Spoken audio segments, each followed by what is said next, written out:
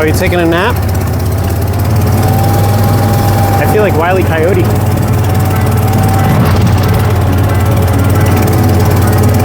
We're going up to the house site. I'll tell you what this thing is.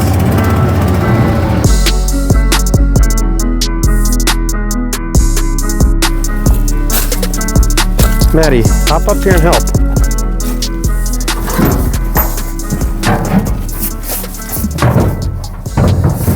See, once I push this thing over, it's pretty heavy duty.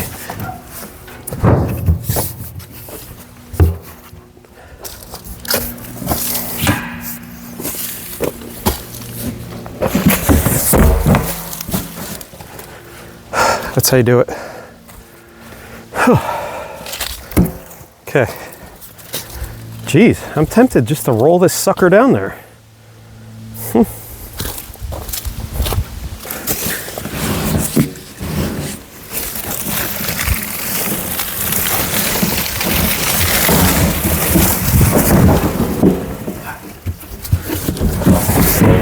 Yes. I think it's gonna fit, guys.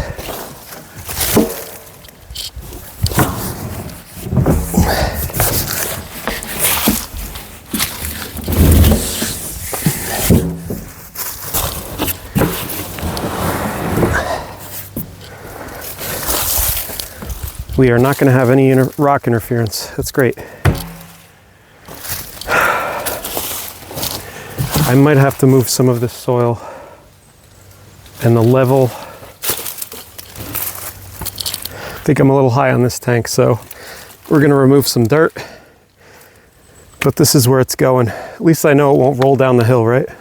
Okay, it can stay here for now. I'll level everything up. I just wanted to kind of know whether or not it was going to fit properly or not. So this is the second tank, our first primary tank. It's a split tank. 2/3 of it is for solids, 1/3 of it is for effluents, okay?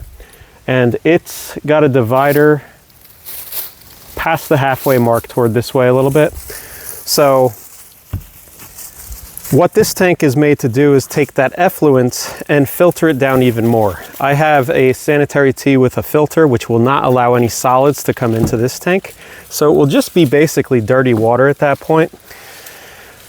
There's going to be a pump inside of this tank. That pump will have a float switch. When that flow switch gets high enough, the pump will turn on and it will drain most of the liquid that's in here down this black tube, and it will go all the way down to where we are working near the front of the property, where the camper is, where the shed is, all that stuff.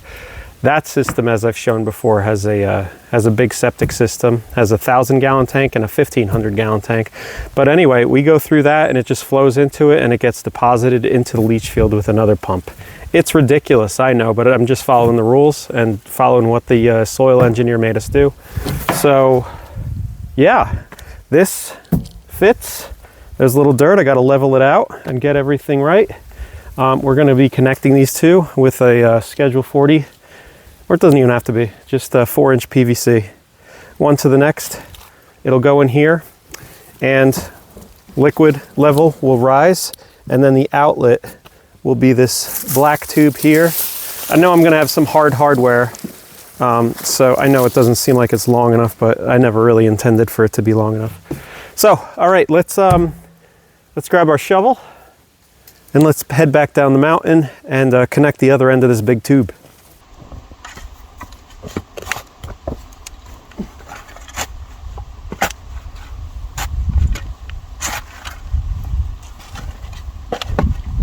I've had this pipe sticking up out of the lawn since we put our septic system in. Now our septic right now, the RV to my left here, that feeds directly to it, and there's also a drain in the shed for the washing machine. And I always had thoughts that one day I'd be tying the house to it. So the effluence comes all the way down here and it heads this way. The tanks are right over there. There's a little Y in that 4-inch pipe. This is 3-inch, but it goes to a 4 and it goes right to the tanks. It was just a good way to temporarily mark where the end of the pipe is. I knew there was just an elbow, so now I'm just trying to do the rest here by hand, cut this off about here, and we'll be able to series our pipe.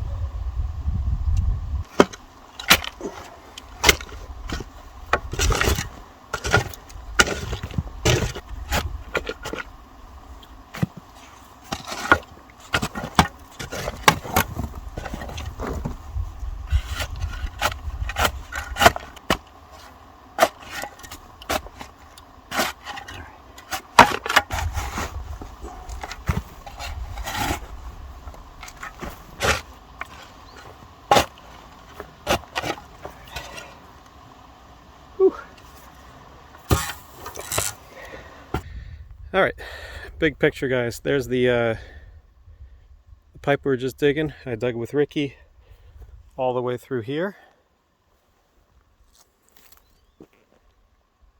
Goes there. The water line, the 1-inch PEX comes up this way, and the fiber line, you can't see it, but it's in the grass right now. So the fiber and water come this way, and it's going to go up this way into the corner of the shed. That's the corner where I built the enclosure for the pressure tank, but it's also the well output. So I'm going to explain how we're going to request water and how we're going to bypass that pressure tank.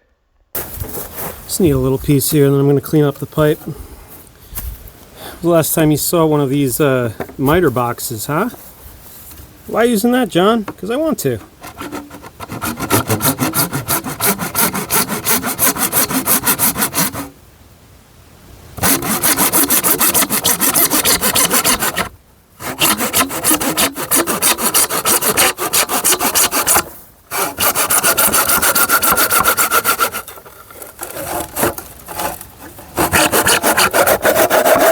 I just didn't want to get out the miter saw.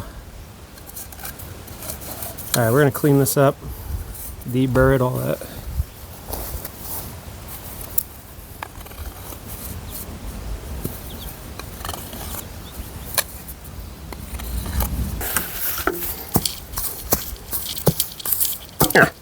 That's how we're going to do it. So we got a 3-inch Schedule 40 over there. This is a reducer 3-to-2. Here's a 2-inch PVC, Schedule 40. Here's a 2-inch adapter. Here is a PVC 2-inch, I guess 2-barb fitting, which my black pipe will slip on and get clamped to. That's it. Let's do it.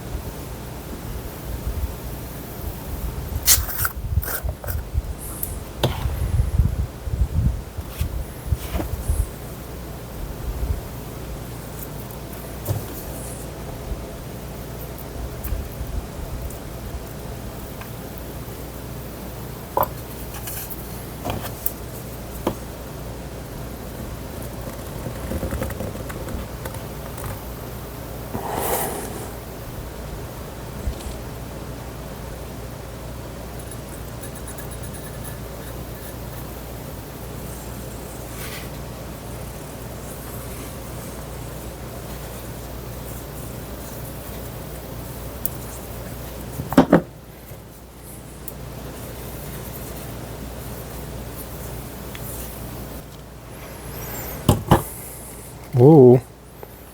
You know, it just adds character, really.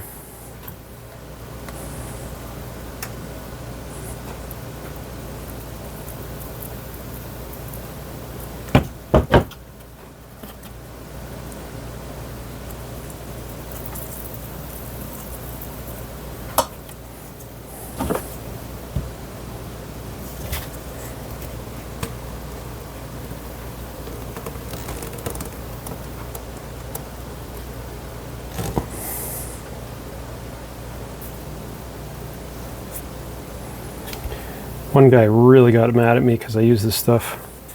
It's funny. Never know it's going to set someone off on YouTube.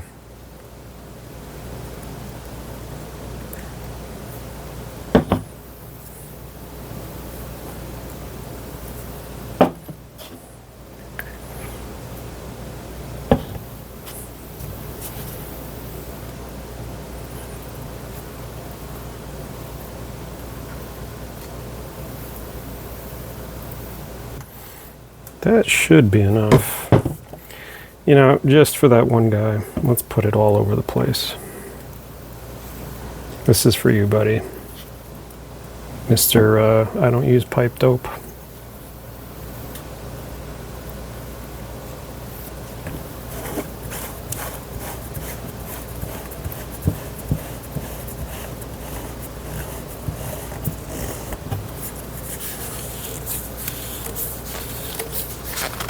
I mean, good night.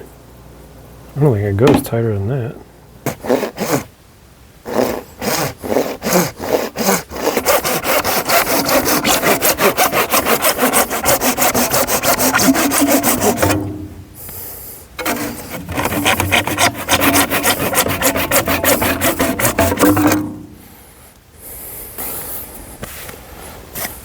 Pretty straight. Thought I was going to have a nasty surprise odor.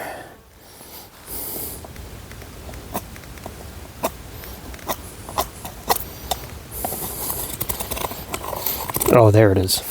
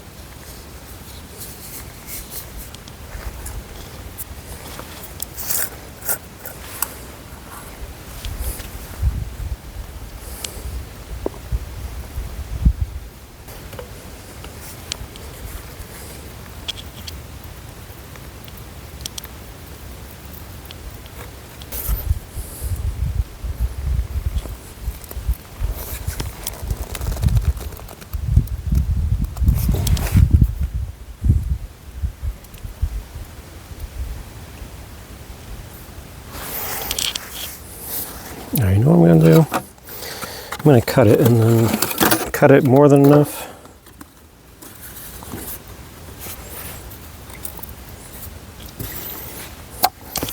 Let's cut it here.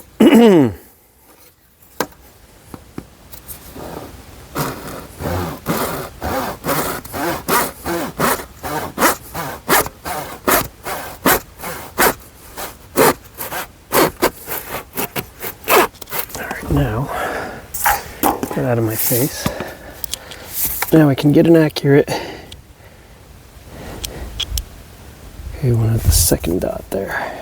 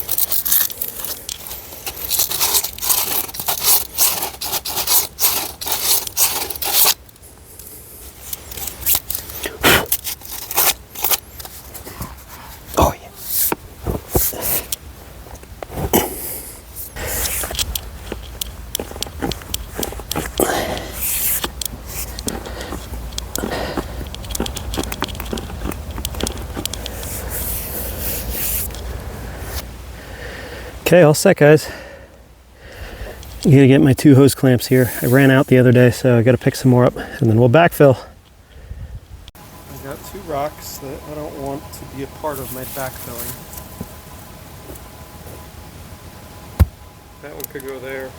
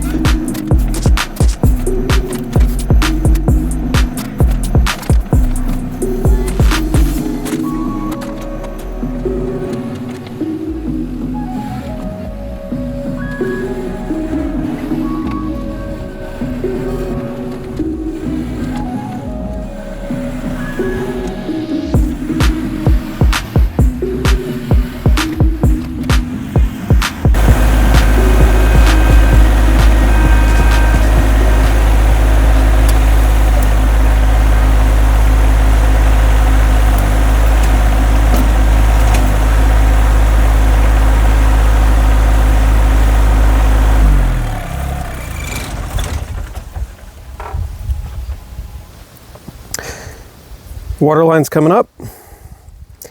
I got a hole into the building, and inside there is the where the pressure tank is. So I made sure I, resisted the frost line there. But I want to show you guys something. Let me get my Karate Kid bandana on. All right, so from the inside, I have that little enclosure for the pressure tank.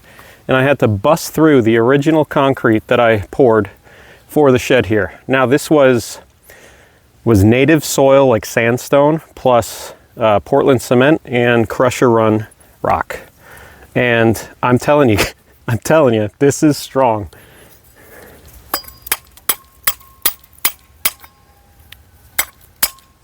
That's, here's another piece. So here's the bottom side of it. So guys, I really think that we had a frost problem, and everybody was making fun of me saying I mixed the concrete wrong and it's such a complex chemical reaction. But I mean, this just kind of, you could talk all you want, but that's what was at the bottom. It didn't get that frost. Because when we poured, the next day it was like 30 degrees Fahrenheit. And this stuff is pretty stinking strong. There we go. That's as strong as concrete would be. Bottom's exceptional. This is where the vapor barrier touches, but it's really smooth. You know, guys, call me crazy. If I found some like non-organic sand on the property, I would definitely attempt to do it again. I think that would have looked really cool in the shed, having like this natural color of the soil, like it's the same color, and could have smoothed it all out or polished it or whatever. Oh well, can't do that now. We just poured it the wrong time of year. I really think it would have worked if it was the right time of year. and we had ample time for it to dry. Now we're gonna sneak the PEX through. I got plenty of excess, and then we'll do the rest from the inside. Just trying to prevent any dirt from getting in here. Shove something in there with a little tape.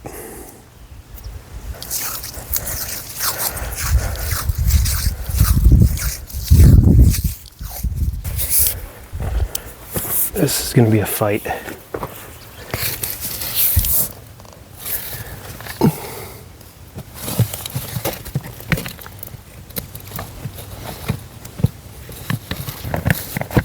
Oh, I'm in. Awesome. Just a matter of, I'm gonna need a friend for this part. Okay. Should I bother Meg?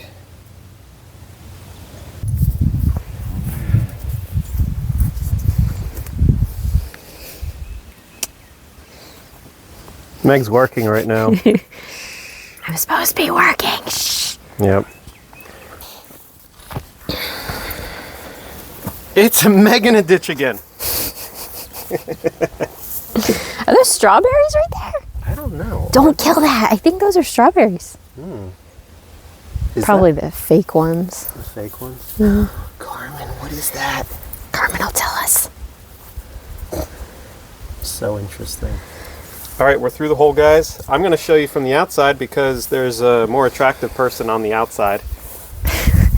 I'm going to pull from the inside. You guide it through. Look behind you. You got one loop and two loop. Just get the majority of it through. Okay. All right, I'm just going to try to... I don't know. Let's just try not to yell at each other, okay? Promise? Mm-hmm. Pinky? You're the one always yelling. All right, Meg. All right. You got to push it up in there. This is fun. Yep.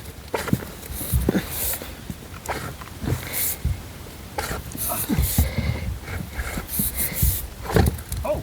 What happened? What was that? I don't know. Who pulled back? I didn't pull it. It's just got tension. I got it on video. I didn't pull on it. All right. That's probably good, John.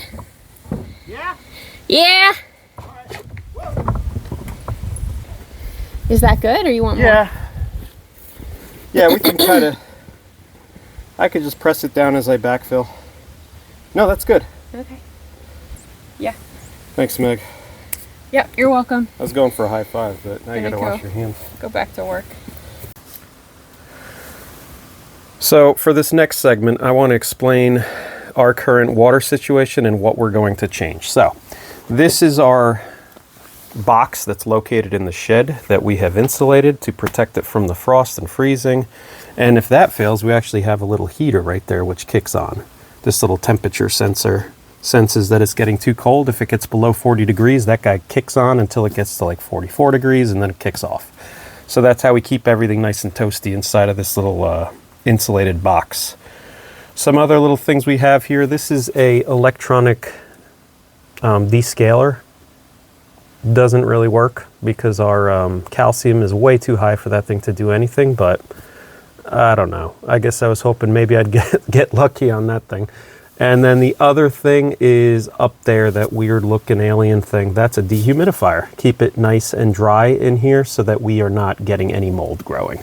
So those are the little features that I've included in this little box that I've built. But anyway, let's talk about the pressure tank. So way a pressure tank works. It reads the pressure through this pressure switch.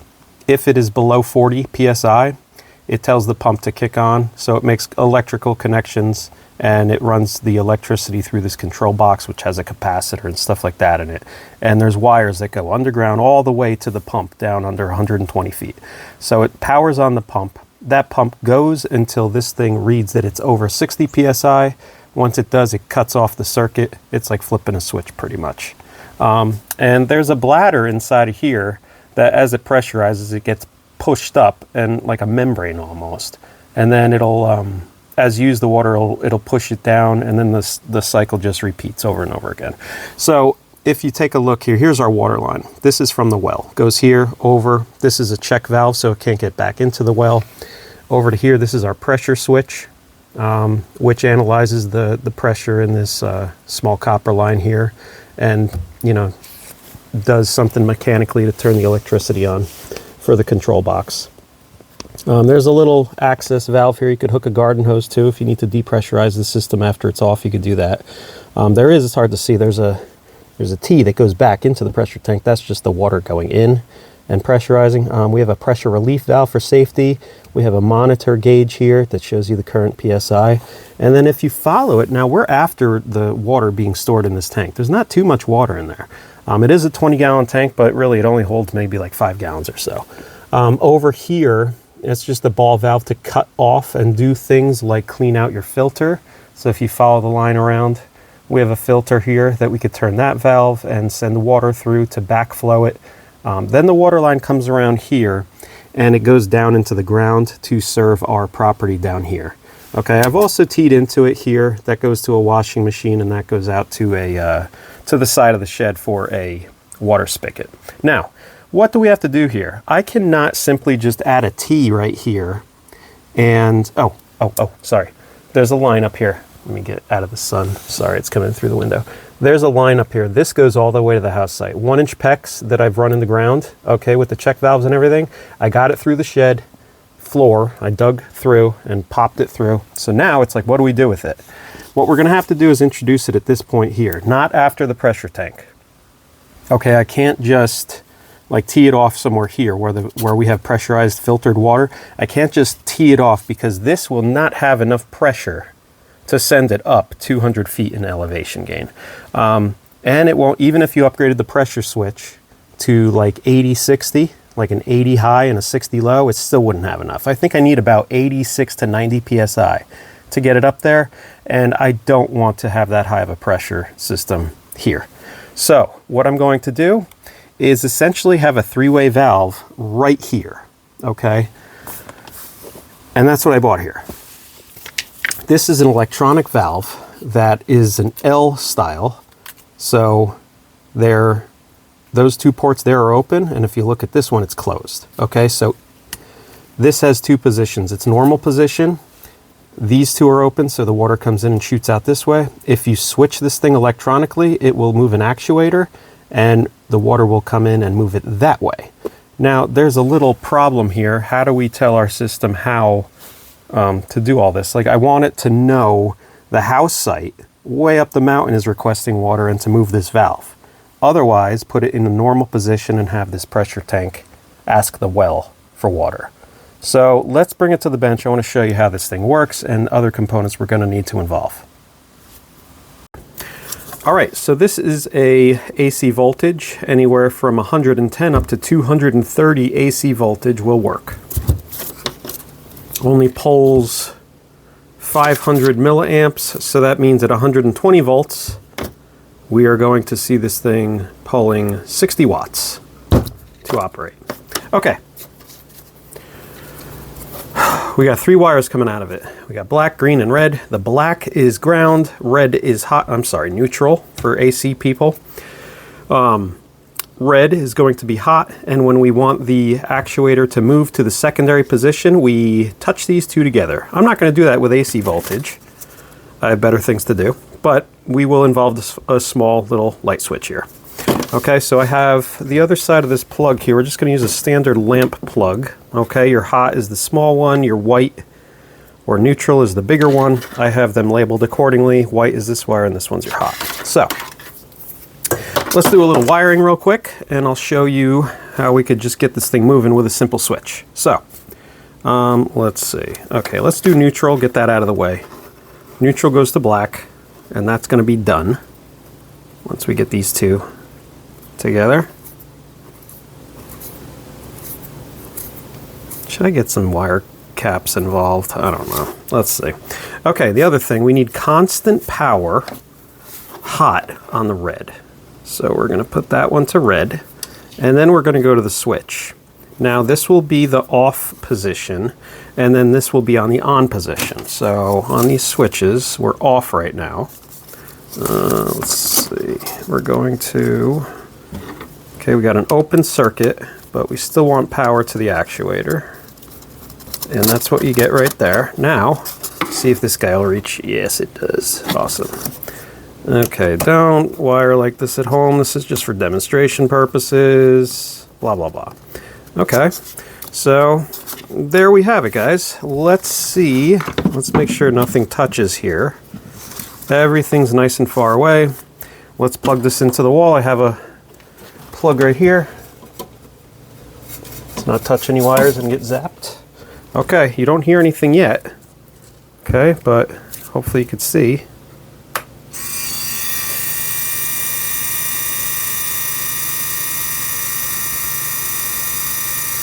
Okay, now, as long as that has power, as long as it's on, it will stay in that position.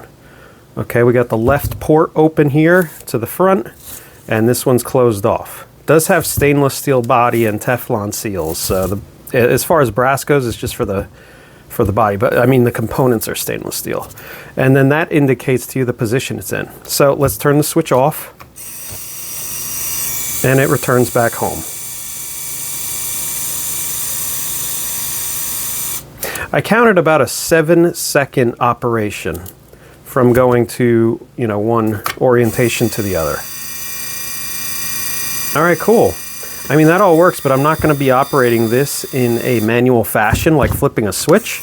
Inside of my big water storage container at the house site, there's going to be a float switch, which is going to be doing this.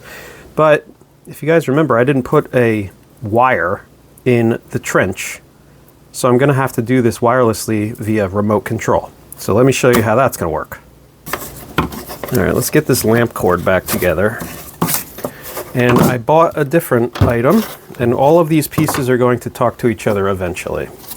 Okay, I have this little guy. This is a remote control switch, and it works for over a mile away, 2,000 meters.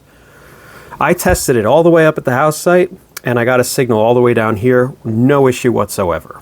So for demonstration purposes, let's wire up this simple lamp cord again. Now I think this is, this just passes the voltage around. It's pretty cool. So we have input and output, 2 wires on each. So input, we have N and L. L is going to be your load. So we're going to take our hot. These wires are getting a little... All right, there's our hot. And this is our neutral. And for neutral, just throwing these in right now. All right, cool. Now we could essentially plug this thing in. Before we do that, let's get something wired into it, like this little light bulb. Okay, so this is just a simple little guy. Let's see, my hot is this side. So my hot, hot's gold, neutral is white for your standard little lamp connection. Okay, so this is my hot. Let's go to the L output. So all this thing is doing is passing voltage from the input to the output.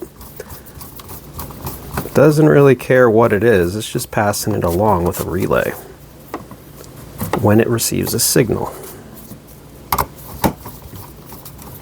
Neutral is the other side, and we should be in business. Let's just close this up. Now when I wire everything up, all nice and neat with proper leads and all that, I will be including this little shock prevention method. Okay, so on top here, there's a small antenna to receive the signal, and that signal is coming from this Zach Morris looking remote control. Doesn't that look like a cell phone? All right, so that needs to be on, and let's plug this guy in, see what happens. Okay. And this is magnetic too, which is kind of cool. You could stick it to something, I don't know if, here, Odie can. There we go. So the remote control is on. Let's hit A. Boom. It's a grow light. All right, and it stays on. I just hit A. Now if I hit B, it goes off. A, on, B, off. So the signal to operate this remote, I'm not going to be up there pressing this manually. The float switch, I'm going to get the guts out of this thing and make it so that the float switch is either hitting A when it needs water and then B when it has enough water. Simple as that. Also, the cool thing about this is that there is a dip switch up here. And according to the instructions,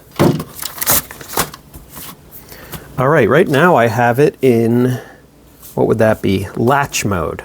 So latch is A for on, B for off. There's also a momentary mode where we would just need to bring up dip number 1. And momentary is going to be when you press and hold, it's on, and when you release it, it's off. Not B, just A.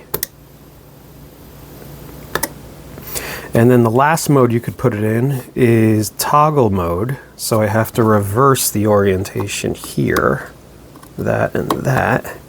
And now toggle mode is going to be A for on, and then A for off. You just push and push. I don't think I like that one too much. I'm either going to do latch mode or momentary mode. But with momentary mode, I'm going to have to... Where's momentary? No. Momentary is up and down. 1 up, 2 down. So momentary mode, I would have the float switch when it sinks down. It would be essentially pushing this button, and then when the float switch comes up to a certain point, it's going to let it go. Okay, it's not going to be a mechanical thing. We're going to do this with a different control box.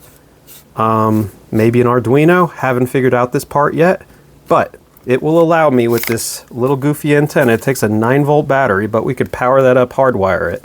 We could have this little remote control send a signal all the way down here, which is, I don't know as the crow flies, it's probably like 1,000 feet or so. So, long story short, from way up top at the mountain, we could remotely hold down the button. When the float switch reaches its limit, we could just turn it off real quick. And what that will do is prompt this thing to go into the proper position, delay, and then send electricity to the well pump to tell it to turn on, bypassing the pressure switch. Okay, now, taking the light bulb out of the situation, let's do that and hook it up to the motor. So we're unplugging, come in here. Our input is going to be the same, it's AC, but our output's going to be different going to this motor. Okay. Now what we're going to do is jump the neutral. We're going to share the neutral between or across the relay. So we're going to get these two together, and this is just going to be a jumper wire.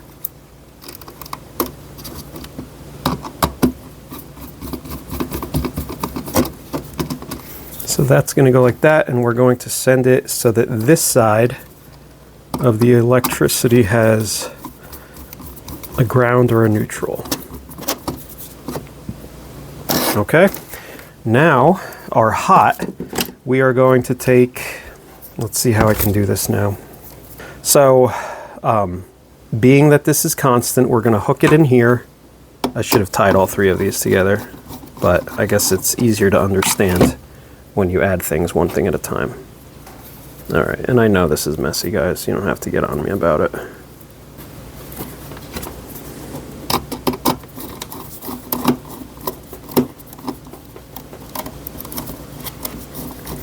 All right, so neutral, constant neutral, coming right from the AC circuit is there. Now, constant load is going to be on this red wire. Let's just try to sneak it on the other side. Break another rule, why not? Okay, and now this green wire, if we could reach this guy over here, Yes, we can. Hopefully we don't short anything. I don't really care what side it's on. I just want to prove a point here. This is just temporary. All right, guys, remember we got input here and output here. So input is coming, and this motor requires constant voltage even when it's in its rest position. It's not drawing anything, but it needs that voltage. So we have the black on neutral and the red on the load or the hot line. And then when this switches, I'm grabbing the neutral over here and then I'm passing it to the secondary position, which will be coming from the remote control. Let's test all this out. Okay, it's plugged in. I forget what mode I have it in. I think I have it in momentary mode. So let's push A and hold it.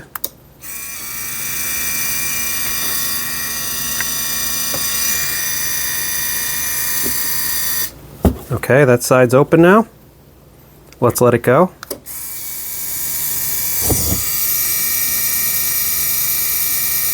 And now this side's open.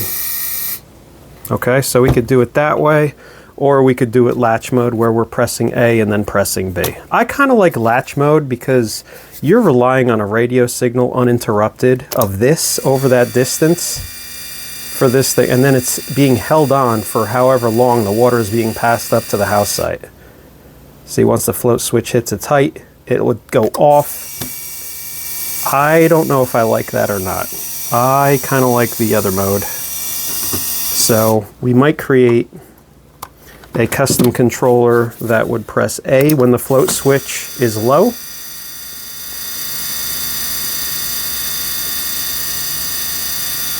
And then B when the float switch gets high. And then if all of this fails and the pump doesn't turn off or something like that, we are going to have a drain, an overflow drain. So the pump is delivering water, but it's just draining right out of there. Okay, let's go test this thing out. Everything works in theory. I have a little bit of thinking to do how I'm going to kind of re-engineer this remote control to work the way I want to, but let's go plumb this and we will get it in the position we want. All we got to do is get in position, put it in the secondary position, and then open a faucet so that the pressure tank trips on. And then the well will go, but that pressure switch will never get to the desired pressure. So it should just run and run and run until we switch the position here. So let's go do it. All right, in a perfect world, guys, I could do it this way. Let's take the valve. Let's get this pipe off and basically get the valve like this, right? So that would go to the existing system, and then this way would go toward the house site. But it is recommended by the manufacturer to install it with your actuator face up. Not sure why. I have seen them like this mounted on other projects before, but I'm just going to follow the recommendations. So I got to do something goofy here and probably mount it. Oh gosh. Oh, I got to go like this. Okay. Yeah. All right, that's the house site. So that's closed right now. This one's open, that's its normal state. That's how I wanted it to work. So I'm gonna have to take this and make a bend here to go in, and then I'm gonna come back around and go into the existing system. And then coming from this way is gonna be the line going to the house.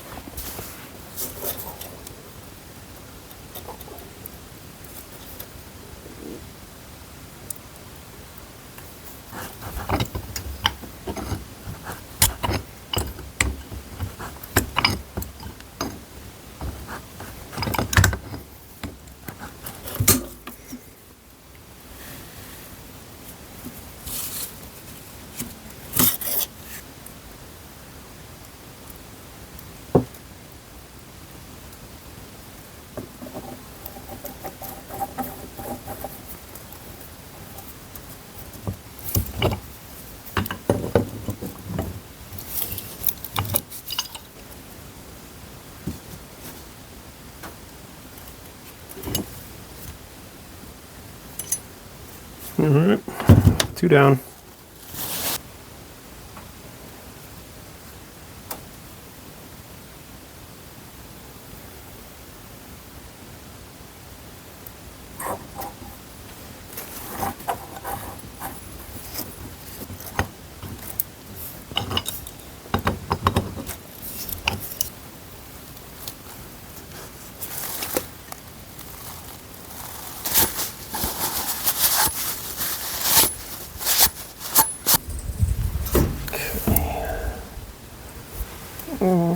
well. Bingo. Okay, the well's off. What are you doing? You taking a snooze in the sun, Maddie? Come on, let's go fix the water, okay? You ready? Yeah.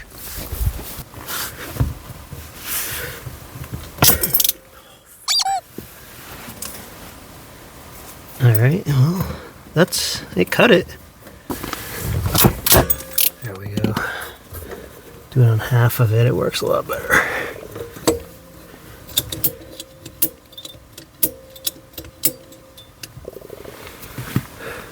Power's off. Just gotta commit, I guess.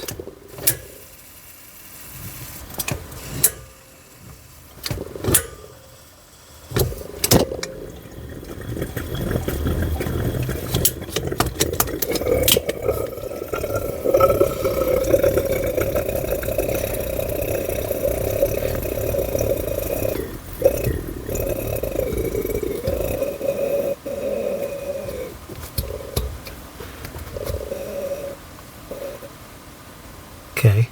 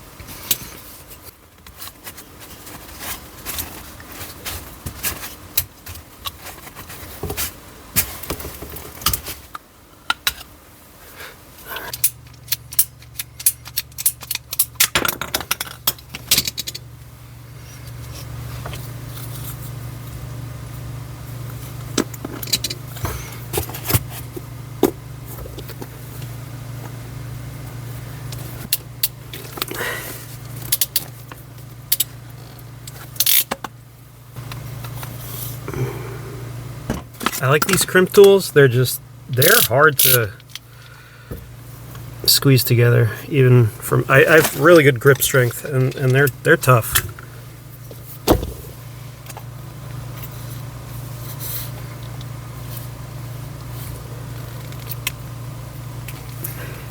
Okay.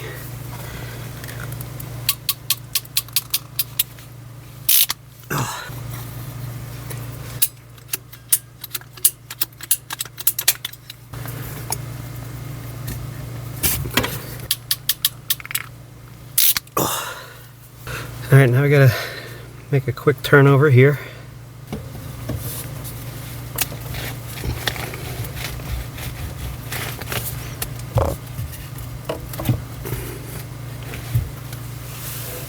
I mean, it's not pretty. It's gonna work though, I hope.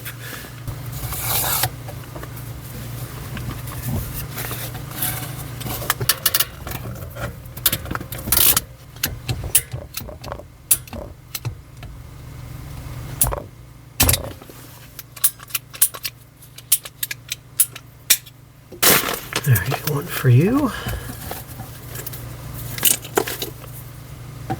And I need two on this guy. One and two.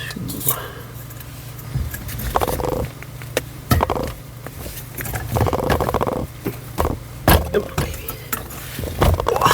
Hey, not a bad fit.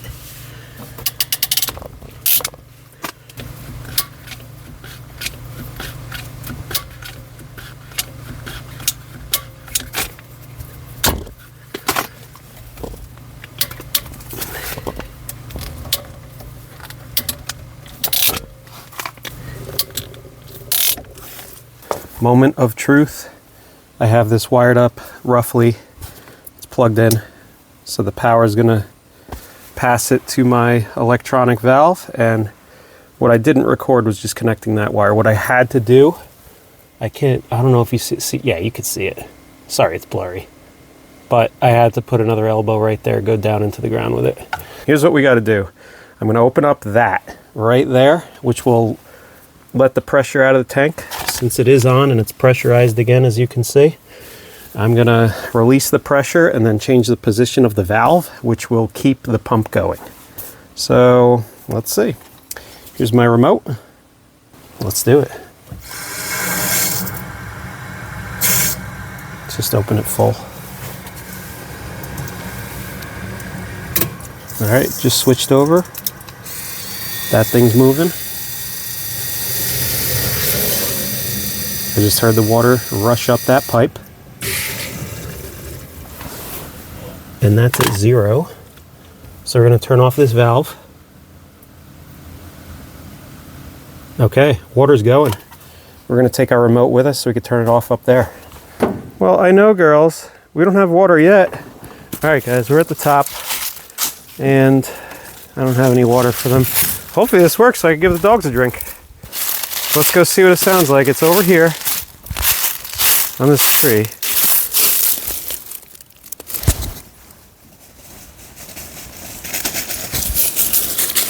Oh, I wish I could hear something, Carmen. Did I hear something?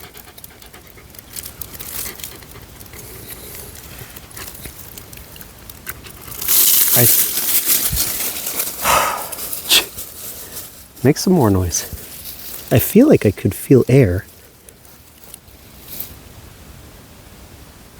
Oh yeah. Something's happening.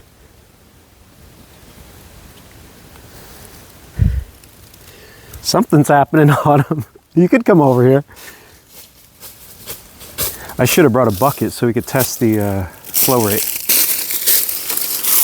All right, be quiet. Lean over. I'm not tricking you. There's a chance you could get wet. Can you hear anything in there? I can hear it. Like bubbles?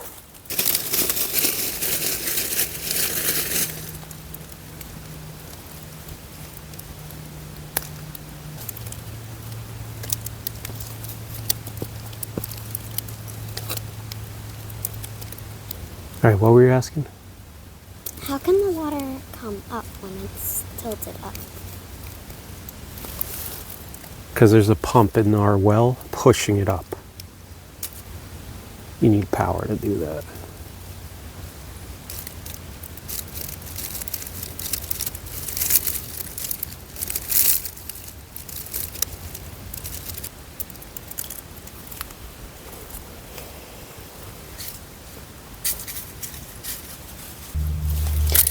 We gotta go check. It's been too long. What time is it? 22 minutes.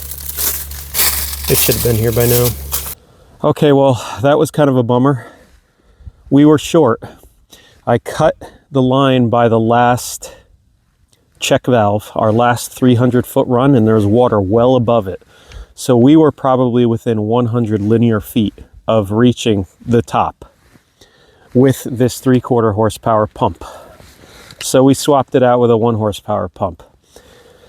When it didn't work, I called Tyler. Tyler does this professionally. And he's like, I think you just need some extra horsepower. And Tyler saves the day again. He says, hey, I got an old 1 horsepower pump laying around. Why don't you just swap it out? I'm not using it. Take this one out, put that one in, rewire it, and we'll be good to go. Just give it a shot. So that's what we're going to do. Sorry I didn't record this part, but I mean, we took this cap off and pulled everything up, and then we put the new pump in. That's about all you missed. First thing tomorrow, since it's getting so cold, we're gonna ride up there, me and Meg, and we're gonna kick on the water, and fingers crossed we'll have some water pumping out the top.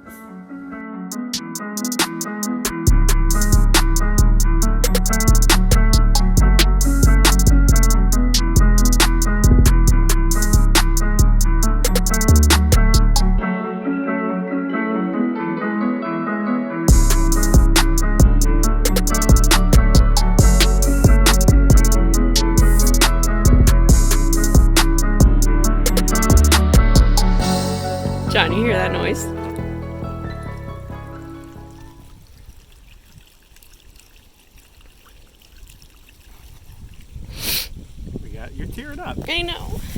You're tearing up. Look at you. That's exciting.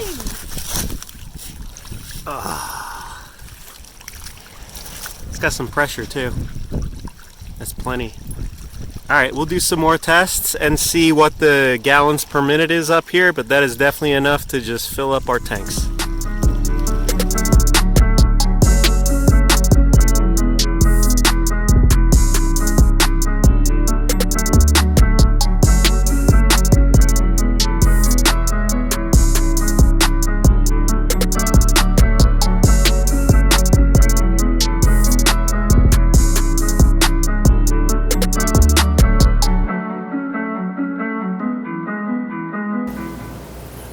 Looks like Dijon mustard.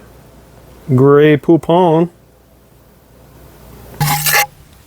Yeah, we found an old pipe. Meg, I like your pants. Thanks. Uh-huh. Can you see me? Can't see them. All right, here is... Good start.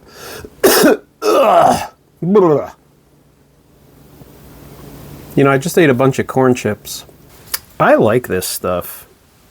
Never had a problem with it. Oh crap, what did I just say? Shot myself in the foot there, didn't I?